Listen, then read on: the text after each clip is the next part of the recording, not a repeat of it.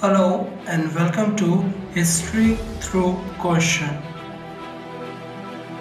Today's topic is GIC last year question paper 2011 that was held on 15 June 2016. First question है which French laid the foundation of Pondicherry in 1673? So the correct answer is B, Franco Martin. Okay, so the Pondicherry था it was developed by the Franco Martin और एक तरीके से prosperous city बन गया था.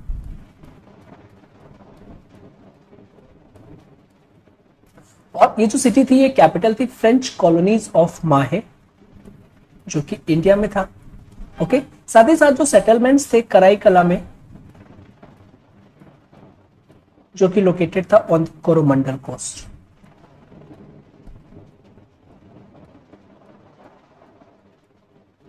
Okay, next question the British government took the first step towards the spread of modern education. तो किस एक्ट के थ्रू आया था?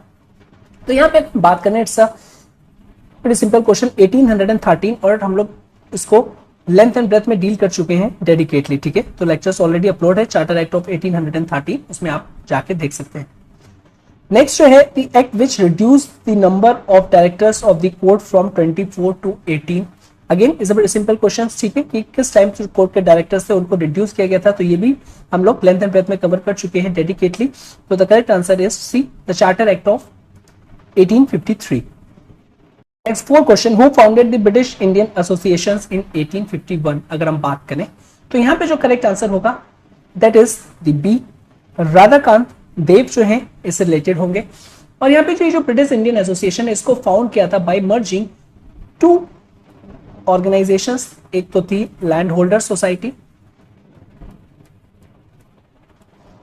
और दूसरी जो थी that is the Bengal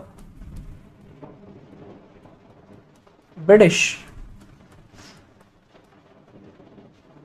India society. साथ ही साथ फॉलोइंग ईयर्स ऑफ द जब रिवॉल्ट हुआ था 1857 का, ये जो ब्रिटिश इंडियन एसोसिएशन थी बेसिकली काफी ज्यादा एक इंपॉर्टेंट पॉलिटिकल बॉडी एमर्ज हुई थी इंडिया में और इसके जो वेरियस ऑर्गेनाइजेशंस थे. साथ ही साथ जो हिंदू पैट्रियट था वो एक बहुत ही मोस्ट इन्फ्लुएंशियल न्यूज़पेपर बन गया था कंट्री का. ओके, जो कि इनसे रिलेटेड है. Next question, who is known as the father of civil services in India? तो बताना है आपको. So the correct answer is Lord Cornwallis. Lord Cornwallis जो थे उन्होंने इंट्रोड्यूस किया था first major reform civil services में और साथ ही साथ basically he was the one जिन्होंने इंट्रोड्यूस किया था category of covenanted and non covenanted services in the company's bureaucracy. अभी जो कोविनेटेड था एक तरीके का ये एक्सक्लूसिव प्रिजर्व किया जाता था फर्स्टली ब्रिटिशर्स के लिए और देन यूरोपियंस के लिए. ओके, और यही एक प्रिकर्सर कंसीडर किया जाता है जो कि famous Indian civil services later transform हुई थी. साथ ही साथ जो कॉर्नवालिस थे उन्होंने इंट्रोड्यूस किया था एक काफी ज्यादा attractive pay scale for the covenanted civil services जो बेसिकली एंटर करते थे कोविनेंट में this company's government. 6. When in Indian civil services the age of India was reduced to 18 years at the time Lord Salisbury जो थे वो क्या थे? तो आपको ये बताना है. तो वो उस टाइम पे सेक्रेटरी ऑफ स्टेट थे. अब यहाँ पे हमको थोड़ा सा एडिशनल इंफॉर्मेशन ये हो जाएगी प्रिपेयर करने के लिए जो सेक्रेटरी ऑफ स्टेट की जो पोस्ट थी वो कब और किस एक्ट के थ्रू आई थी. ओके, नेक्स्ट द व्हाइटली कमीशन जो है वो किससे रिलेटेड है? अब ये जो व्हाइटली कमीशन है ये रिलेटेड है लेबर से और ये क्वाइट इंपॉर्टेंट है. सो जो रॉयल कमीशन थी ऑन लेबर जिसको हम व्हाइटली कमीशन भी कहते हैं, तो इसको रॉयल कमीशन भी कह सकते हैं. रॉयल कमीशन या फिर व्हाइटली कमीशन ऑन लेबर एक तरीके की कमीशन थी जिसको सेटअप किया था 1929 में ताकि वो इन्वेस्टिगेट कर पाए working condition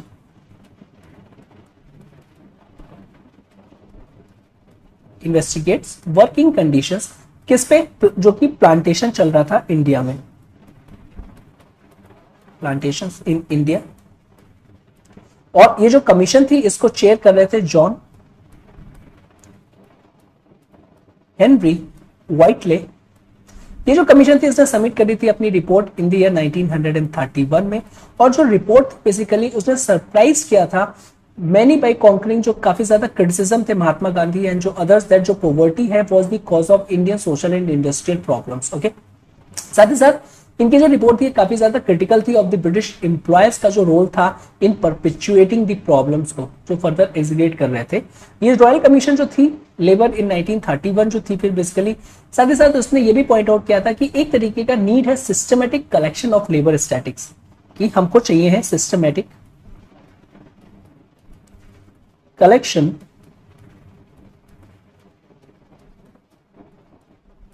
of labour statics. और इन्होंने ऑब्जर्व किया था ये जो पॉलिसी है वो बिल्ट होनी चाहिए on the facts, as uncertainty of the facts जो है वो क्या हो जाएगा, अगर नहीं होगा तो it leads to the confusion, और साथ ही साथ जो कॉन्फ्लिक्ट होगा इसका जो ऑब्जेक्टिव है उसे। कमीशन ने ये भी रिकमेंड किया था कि बेसिकली आप एक अडॉप्ट करें एक सुइटेबल लेजिस्लेशन जिसमें इनेबल करे कॉम्पिटेंट अथॉरिटी को जो कि कलेक्ट करे और कोलेट करे इंफॉर्मेशन रिगार्डिंग कि क्या लिविंग और वर्किंग कंडीशन है, साथ ही साथ सोशियो इकोनॉमिक कंडीशन है इंडस्ट्रियल लेवल की। ठीक है, तो यहाँ पे कॉम्पिटेंट अथॉरिटी की भी बात करी गई थी, तो ये भी काफी इंपॉर्टेंट हो जाता है। साथ ही साथ जो वाइटले थे इनको ऑफर किया गया था एक नाइटहुड इनके वर्क के लिए, बेसिकली इस रिपोर्ट के लिए, बट इन्होंने डिक्लाइन कर दिया था। ओके, नेक्स्ट क्वेश्चन है 8, when did the East India company get the diwani rights of Bengal, Bihar and Odisha by the Shah Alam? Is a pretty simple, लेकिन हाँ एग्जैक्ट डेट आपको पता होनी चाहिए। बैटल ऑफ बक्सर के बाद, दैट इज द अगस्त 12, 1765 में। ओके, तो इस दिन अगर हम कहें जो एम्परर ने इशू किया था फरमान, जो ग्रांट किया था कंपनी को diwani of Bengal, Bihar and Odisha in return of an annual payment, कि आप एनुअल पेमेंट दे दीजिए और वहां की आपको दीवानी मिल जाएगी। नेक्स्ट बात करें हम, who chaired the law commission of India? तो यहाँ पे प्रीटी सिंपल है, that is first law commission की हम बात कर रहे हैं। तो यहाँ पे देखेंगे तो लॉर्ड मैकॉले, जो सी आंसर है, एक्चुअली ऑप्शन जो ऊपर नीचे हो गए। So the first law commission है उसको स्टैब्लिश किया था during the British Raj era, और ये स्टैब्लिश हुआ था 1834 में बाय द चार्टर एक्ट जो था, बाय द चार्टर एक्ट 1833। इसको प्रिसाइड किया था लॉर्ड मैकॉले ने। आफ्टर दैट इसके बाद 3 मोर कमीशन को भी स्टैब्लिश किया गया था in the pre independence India में, तो ये भी काफी इंपॉर्टेंट है। फर्स्ट लॉ कमीशन जो थी बेसिकली ऑफ इंडिपेंडेंट इंडिया की कब बनी थी? That is the first law commission of independent India, pre independent नहीं, इंडिपेंडेंट इंडिया की। ये जो फॉर्म थी 1955 में, और इसका जो टर्म था 3 ईयर टर्म था। Then the governor general who introduce the regional languages in the code, तो इसका जो है that is the A lord William Bentinck. इनके बारे में भी हम लोग डिटेल में कर चुके हैं, तो वहां पे भी हमने इन चीजों को देख लिया था। Okay, next is 11 questions, who among the following was a supporter of freedom of press? कौन था? तो यहां पे अगर हम देखें तो Charles Metcalfe, Lord Hastings, Lord Macaulay. So all of these जो आंसर है इसका करेक्ट होगा।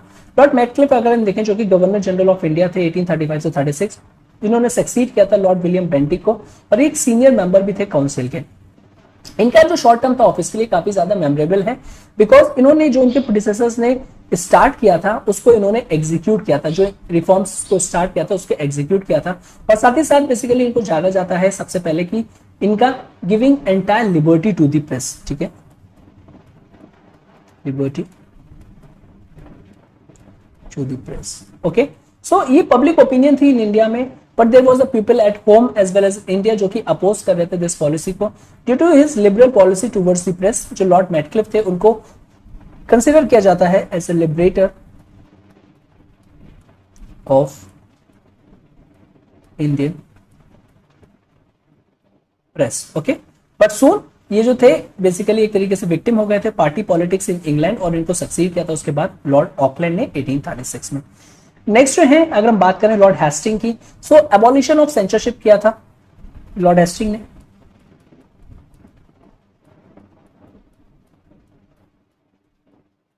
ठीक है, और ये काफी ज्यादा one of the important events था इनके टेन्योर में।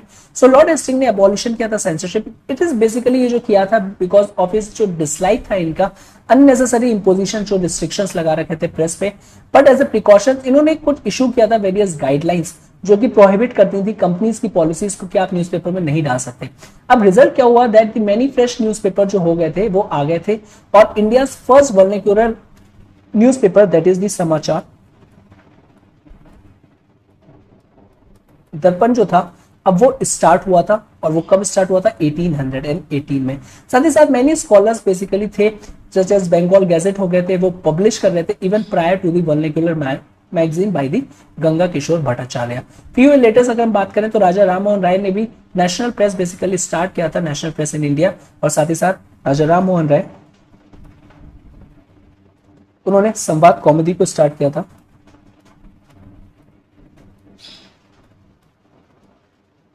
जो कि किया था 1821। और ये जो था एक तरीके का प्री रिफॉर्मिस्ट पब्लिकेशन था, बिकॉज वो एक्टिवली कैंपेन कर रहे थे सती के एबॉलिशन के लिए। ओके, लेकिन ये जो लिबरल पॉलिसी थी लॉर्ड हेस्टिंग की, ये बेसिकली ज्यादा दिन तक नहीं रह पाई। इनके जो सक्सेसर थे, ओके, सो सक्सेसर ऑफ जो लॉर्ड हेस्टिंग थे, उन्होंने काफी हार्ड स्टेप लिए ताकि वो कर्व कर पाए फ्रीडम ऑफ प्रेस का। Next one, who was the prime minister of Britain during the revolt of 1857? तो कौन थे? तो इट इज द पैम्स्टॉन थे। ठीक है, pretty simple question. During the reign of which governor general in the ancient building protection act came into force? तो कब आया था एंशिएंट बिल्डिंग और एंशिएंट मॉन्यूमेंट प्रिजर्वेशन एक्ट जो था? तो यहाँ पे जो करेक्ट आंसर है that is the C, lord Curzon के टाइम पे आया था। तो एंशिएंट मॉन्यूमेंट प्रिजर्वेशन जो एक्ट है, इसको पास किया था अगर हम बात करें तो 18 मार्च अब 1904। अगर आपको ये पता है और जो गवर्नर जनरल है उनका टाइम पीरियड पता है तो आप इजिली कनेक्ट कर लोगे। ठीक है, ये जो ड्यूरेशन थी इस टाइम पे लॉर्ड कर्जन जो थे वाइसरॉय ऑफ इंडिया थे, और ब्रिटिश इंडिया थे मोर एप्रोप्रिएट से, और जो रिप्रेजेंटेटिव भी थे ब्रिटिश क्राउन के। अब ये जो एक्ट था बेसिकली इसका ऑब्जेक्टिव क्या था? ये प्रोटेक्ट करना चाहता था सारी की सारी ऑल एंटिक्विटीज जो कि रिलेटेड थी एंशिएंट पास्ट। तो इसका मेन ऑब्जेक्टिव था कि protect all antiquities related to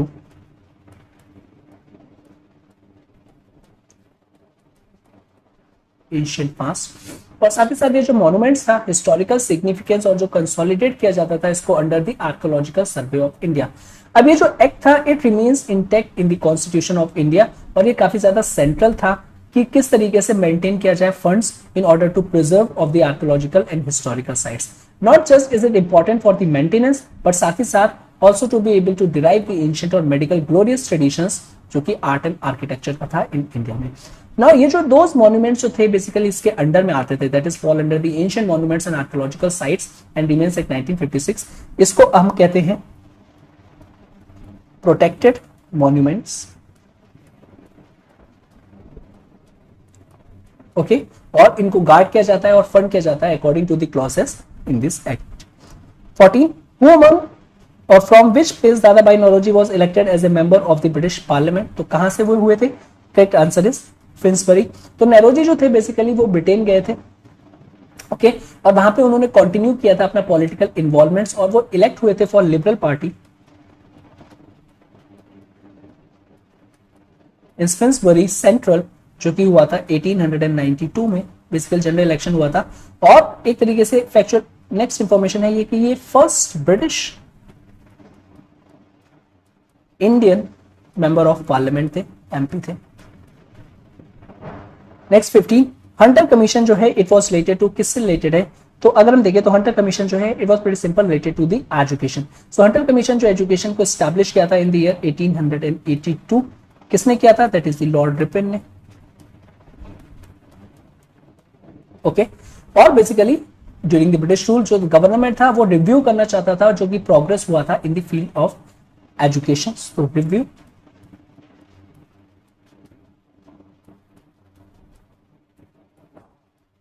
progress of education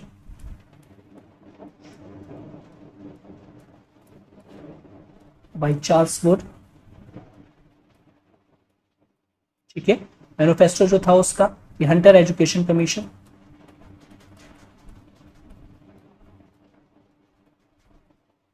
ठीक है ना, कि it was limited to the review of primary education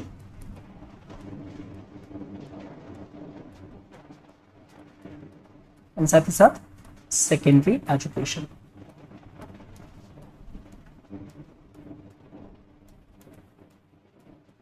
okay, तो विद दिस ये हम लोगों ने कर लिया। इसके आगे के जो क्वेश्चंस हैं हम नेक्स्ट लेक्चर में करेंगे।